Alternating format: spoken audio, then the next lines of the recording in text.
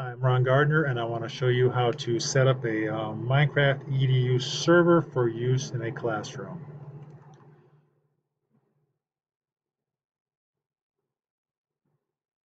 Okay, so after you click on the icon, we're going to come over to the pop-up, and we're going to click on Minecraft Server Launcher. So click on that, and then you have to be patient because this is a Java-based program, and it generally takes a while.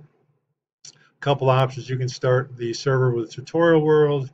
You can create a new world, select the save world, or go to the Minecraft world library, or just pick your last play world. So let's do a new world. The tutorial world is easy. Okay, so your options are to generate a random world, generate a world from a seed. Minecraft can give you some seed numbers, and a completely flat world. And each of these you'd pick um, depending on your purposes. And again, depending on your purposes, you may want to generate animal structures, you may want to create animals. So here we are with the basics. I'm going to click on Start Server with a New World. A lot of times you can go to the Minecraft World Server Library and download a pre-made world based on your particular educational needs. When working with Minecraft, you do have to remember that because it's Java, it tends to load a little more slowly on our computers, so patience is definitely a virtue of this process.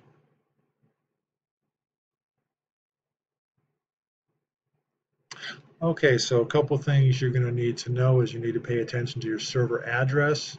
This one is 10.160.96.85, and that's the address your students are going to use when they log in. They're going to have to connect to that server. So some elements we have here is the server information, which is exactly what I have here. We have the world information, which isn't giving me anything right now. Okay, here's our world settings. Okay, so in this one, the game mode is MinecraftEDU. You have some other game modes you could choose from, survival and creative, but for our purposes, we're going to keep with EDU.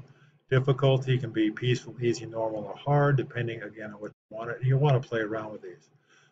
Some other things you can have is you can have weather effects, fire and TNT, monsters not recommended for MinecraftEDU, but if kids are playing it for some sort of other activity you may want in there. Animals, villagers, and allow other dimensions because MinecraftEDU is based off Minecraft. It does have other dimensions built in. So you'll want to make your selections in your world settings, and now we're going to jump down to the player settings. Again, you have some things you can teleport everyone back to the spawn area. The spawn area is where they enter the game as they go through their little door. You can freeze students in place. You can mute them. They can't use in-game chat. You can allow student respawning, surfacing if they dig themselves into a hole or fall down a cave or something like that. PvP I've never disabled. That's player versus player. We don't want the kids fighting with each other. Students can build, obviously. It's what Minecraft is all about, is building. Keep inventory. If a student or a player dies, you can choose to keep their inventory when they respawn or not, depending on where you've got this box checked. And students can always fly. Generally not used when they're building or creating an activity or project, but if they're documenting what they've done by using screenshots, having students fly is very helpful in that. Okay, so we'll switch to our next one, which is give.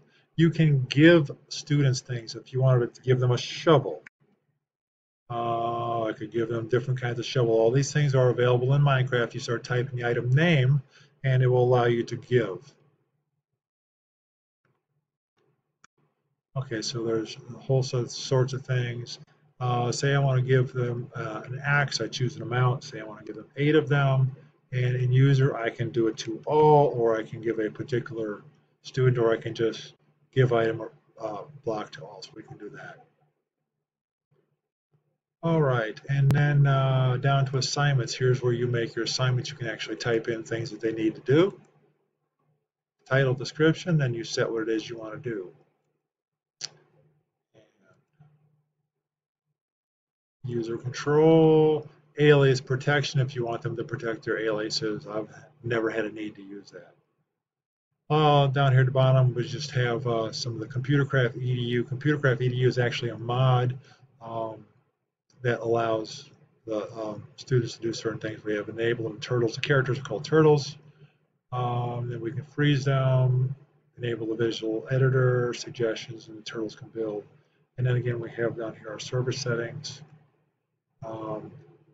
When you do this for the very first time, and I've already done this morning, it made me set a password when I set up the server, but you can go here to change the password. And you'll just type in your old password or the new password, and then you can change it.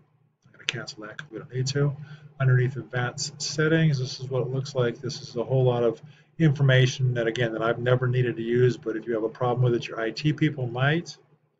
And then we have the stop server. A couple things to remember is you want to give it the world a name and save it before you stop it.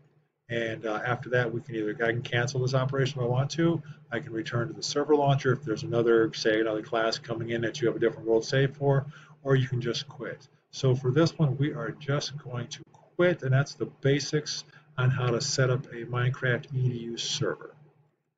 Thanks for watching.